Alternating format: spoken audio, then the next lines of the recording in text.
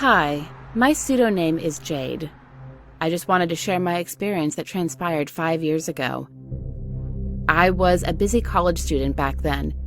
It was around 8 p.m. when I finished my classes. Shortly after our last subject ended, I am excited to go home to relax. When I find it hard to catch a ride, I decided to go to the jeepney terminal, which is a couple of meters away from our university, in order to secure a seat in the jeepney. Even though I was a bit exhausted from my schoolworks, I still managed to keep myself together and continued walking. It was just an ordinary busy evening, and as I am walking my way to the terminal, I always put my earphones on to listen to some music.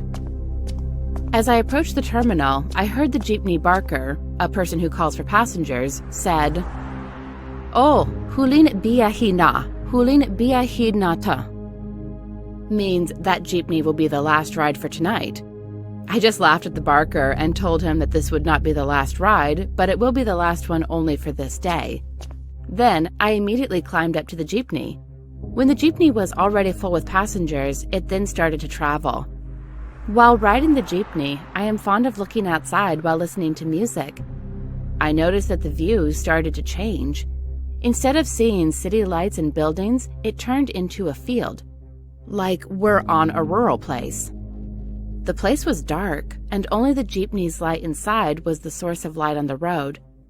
I was confused for a moment because I thought I rode the wrong jeepney. But after I read the signage hanging inside the jeepney, I am indeed sure taking the right one. Maybe the driver took a wrong turn, or is this a kind of a shortcut? I said to myself. So I asked the driver if where he is taking us. "Excuse me, Manong, where are we?" The driver did not answer and just continued to drive. When I looked at my fellow passengers, I was shocked.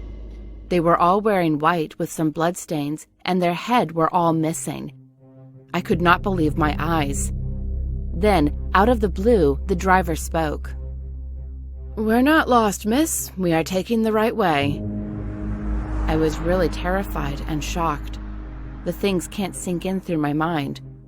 Chills ran down through my spine. I was coldly sweating and my face turned pale. I wanted to jump out of the jeepney, but I can't move a muscle. Suddenly, I heard someone's voice out of nowhere. "You do not belong here. Go, just jump. Why are you here? You are not allowed in here." It snapped the creep out of me. Then I jumped out on the jeepney. I got scrapes on my arms and bruises on my legs as I fell on the succeeding jeepney. But I'm glad I managed to get out of it. As I stared at the jeepney that continued its journey, it suddenly crashed. The jeepney was badly damaged and blowed up. I was screaming as hard as I can for help, but then I woke up. It was just a dream. The passengers were shocked and looked at me like I was some kind of a lunatic the moment I woke up. A lady asked me if I was okay because I was sweating so much and my face turned pale. I started to panic and crying, desperately asking the driver to stop the jeepney, even if I'm still far away from home. The other passengers trying to make me calm. After causing a commotion, I immediately got out of the jeepney.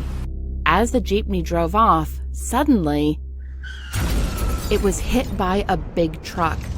Just a few seconds, the jeepney blowed up and starting to burn. I heard loud screaming coming from the jeepney, asking for help. I could not believe my eyes for what had just happened.